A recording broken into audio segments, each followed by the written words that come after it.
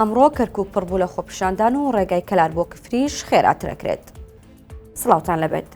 ئەمجارە سەرەی ئێمە و ئەگە ڕێگەمان بۆ چاکنەکەن ژەهر دەکەین بەسەر دەستەڵاتدارانە. ئەمە قسەی هاوڵاتێکی دڵگەرمی ناحیەی لێلانە لە کەرکووک کە تاگیانی هاتووە و ساڵانێکە گوێ لە هاوار و دەنگیان ناگرن بۆ چاکردنی ڕێگاکەیان. ئەمڕۆ ئەو خەڵکە گر بوونەوە ڕێگاکەشیان داخست دەڵێن کاکە پارەمان کۆ کردوتەوە لە گیرفانی خۆمان چاکی بکەین کەچی ئەوەش ناهێڵن.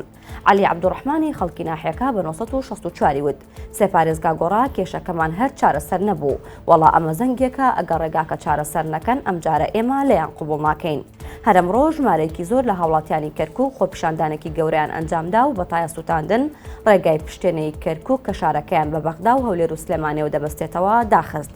خۆپیشاندانەکە بۆ ئەو بوو هەوڵێکەیە دەیانەوێت دەست بەسەر ئەو خانانەدا بگرن کە دەکەوێتە دەوروبەری شەقامی پشتێنەیی بۆ ئەوەی بکرێن بە پرۆژەی نیشتەجێبوون.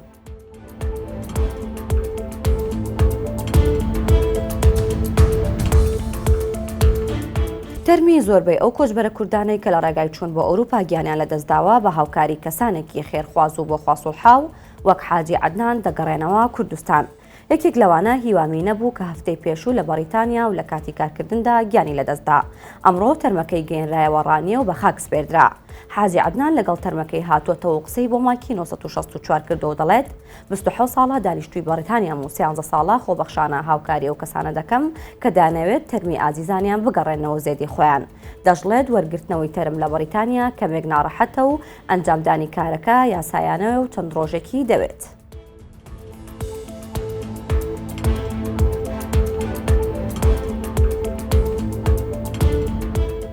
گلەیی و گازندەی خەڵکی کفری و ڕێبوارانی سەر ڕێگای کفری کەلار ئەنجامی گرت و بە قسەی ئەوان هەندێک لە خێرایی شەقامەکەی کامێرای خاڵ بۆ خاڵ زیاد دەکرێت.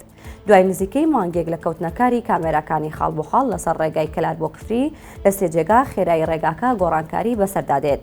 سامان عەلی و تەبێژی هاتوچۆی گەرمیان بە 964 وت دوای ئەوەی لیژنەیەک ڕۆشتنە ڕێگاکە و بڕیاریاندا لە سێجێگا خێرایەکەی لە 60 بگۆڕن بۆ 80 کیلۆمەتر لە کاتژمێرێکدا. ئاماژەی بەوەش کرد شۆفێران ئاگادار بن جارێ گۆڕانکاریەکە جێبەجێ نەکراوە. بەپێی ڕێنمایەکانی سەرشەقامەکە بڕۆن تا کاتێک هێماکانی سەرشەقامەکە دەگۆڕێت بە 80 کیلۆمەتر لە کاتژمێرێکدا.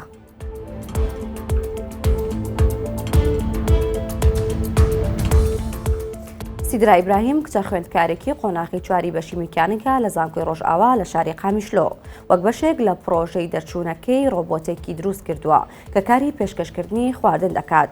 سیدرا دڵخۆشی خۆی بە سەرکەوتنی پرۆژەکەی دەردەبڕێت و ئاماژە بەوە دەکات کە دەتوانرێت ئەم ڕۆبۆتە لە چێشخانەکاندا بۆ خزمەتکردنی مرۆڤ و گەیاندنی داواکاریەکانیان بەکاربهێنرێت. ڕۆبۆتەکە کۆمەڵێک هەستیاری تێدایە و بۆ ناسینەوەی دەوروبەرەکەی.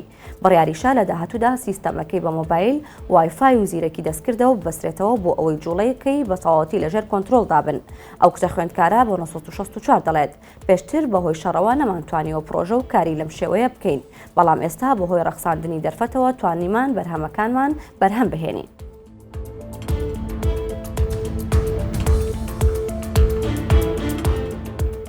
هەواڵەکانم پێشکەشکردن هەر شاد بن.